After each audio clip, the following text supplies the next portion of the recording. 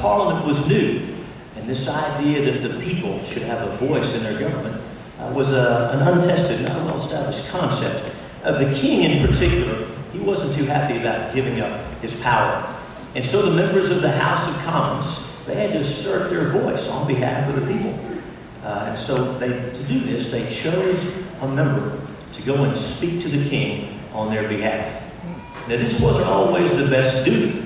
In fact, if you brought news that the king didn't like, you could lose your head. 7 of these men actually did lose their heads because the king didn't like what they said from Parliament.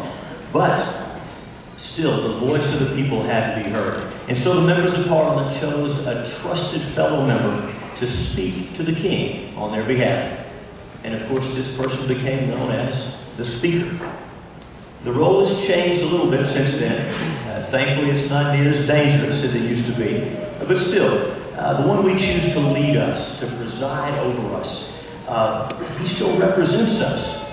He speaks for us, whether in negotiations with the lower house, yes, that's the Senate, or with the governor, or with the people of Texas.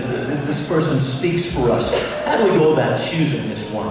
Thankfully, we can find some guidance in our own history. If you go back to 1845, all the way to the present day, one thing that stands out is the brevity, the short time that speakers have served. In fact, in our long history, only 2 speakers, only 2 have served over 6 years, over 3 terms. Back in 2003, when I got here, the people of Texas had told us they wanted a new direction, and they sent a record number of members here, so many that they changed the partisan makeup of the House. And the House responded by choosing a new speaker to reflect the people's will.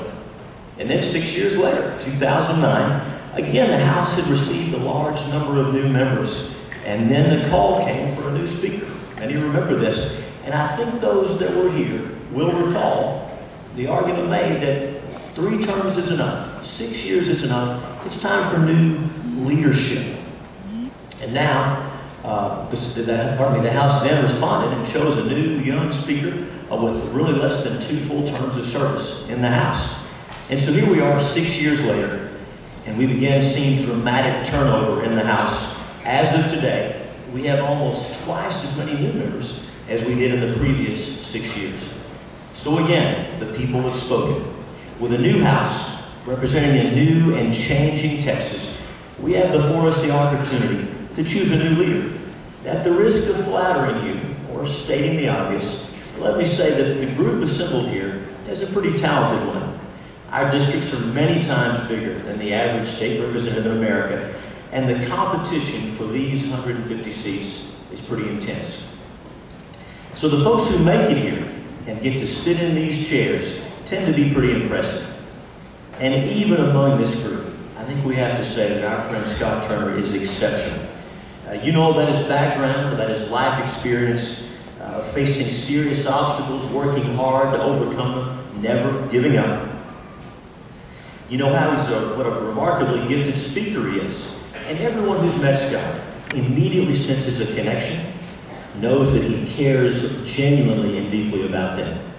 Scott can light up a room like few people I know. And yet with all these gifts, maybe in spite of all these gifts, he is one of the most humble men I've ever dealt with. Like each of you, Scott knows it's a special blessing from the Lord to serve the people of Texas here. Scott knows about the struggles of ordinary Texans, of single moms, of folks who work with their hands. And he has lived the American dream like few of us have. Because of his life experience, his perseverance, his compassion, and his humility, he's uniquely prepared to serve us and the people of Texas as Speaker of the House. And so, Madam Secretary, it is my high honor to second the nomination of my friend, the Honorable Scott Turner.